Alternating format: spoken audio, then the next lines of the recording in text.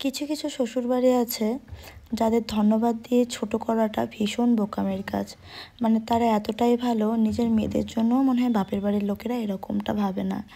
কারণ কিছু কিছু বাপের বাড়ির লোকই আছে, যেমন নিজের বিয়ের দিনে মেয়েকে এক্সাম দিতে যাওয়া দূরের কথা, বাড়ি থেকে বেরোতে পর্যন্ত দেয় না।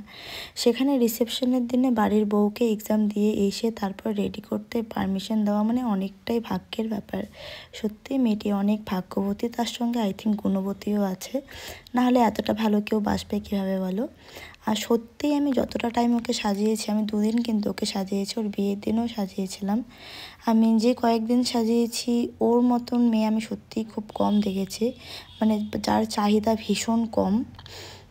ওকে আমি যতটা মানে যতটুকু চিনি আর কি, ও কিন্তু ভীষণ কম কথা বলে।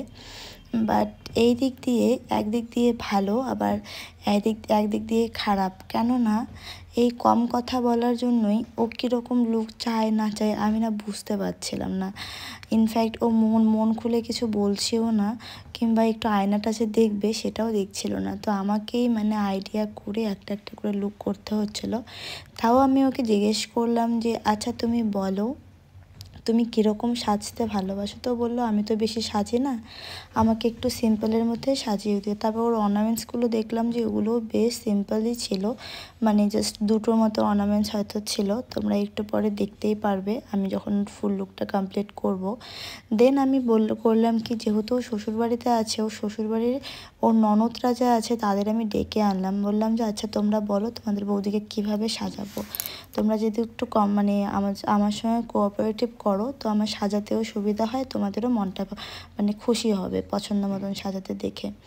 তারপরে ওরা যা যা ডিরেকশান আমাকে দেখিয়ে দিল, আমি সেই অনুযায়ী সাজানো শুরু করে দিলাম। আর ওই যে বলেছিলাম ও যেমন করে রাখবে ও তেমন করেই থাকবে। তো দেখো একদম তেমন করেই আছে, একদম পুতুল পুতুল টাইপের। তো ওকে এবার আমি পুতুল বলাটাও ভুল হবে, ডাম্মিরা যেরকম তুমি ডাম্মি পুতুলে তো আমরা চোখ করতে পারবো না, ডাম্মিতে আমরা চাইলেই করতে পারি। তো ও হচ্ছে একটা রিয়েল ডাম্মি, মানে রক্ত মাংসে করা ডাম্মি। তো কী আর করা যাবে, ওকে আমি সুন্দর করে সাজিয়ে দিচ্ছি। তার সঙ্গে যেহেতু ওর আগের দিন বিয়ে হয়েছিল, পরের দিন রিসেপশন ছিল, আই থিঙ্ক ওর একটু টায়ার্ডও লাগছিলো। তো আমি বললাম আমি সাজাতে সাজাতে তুমি একটু চোখ দুটো বন্ধ করে থাকো, মানে তোমার যতটুকু টায়ার্ড আছে বা তুমি যতটুকু ঘুমোতে চাও আরামসে ঘুমোতে পারো। তো ও আমার সেই কথাটাই শুনছিল। আর তার মধ্যে আজকে প্রচুর প্যাচপ্যাচে গরম ছিল। তো এই অবস্থায় আমি মেকআপটা ওয়াটারপ্রুফ করেছিলাম, আর এখন আমি ওয়াটার দিয়ে টেস্ট করছি। তার সঙ্গে সোয়েটিংটাও মানে যাতে একটু কন্ট্রোলে থাকে তার জন্য আমি বারবারই আর কি ওয়াটারটা একটু স্প্রে করছিলাম আর ফেসটাকে একটু ঠান্ডা করছিলাম।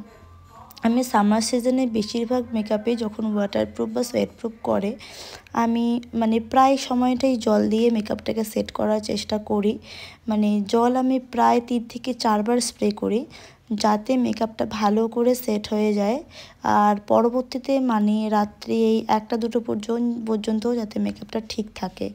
কিন্তু হ্যাঁ, একটা কথা, যাদের লিপস্টিক খেয়ে নেওয়ার হ্যাবিট আছে তারা কিন্তু চাইলেই লিপস্টিকটাকে স্টে করাতে পারবে না, একটু কন্ট্রোল করতে হবে তারপরে। তো চলো আমি এবার আগের লুকটা দেখিয়ে পরের লুকটা দেখাচ্ছি।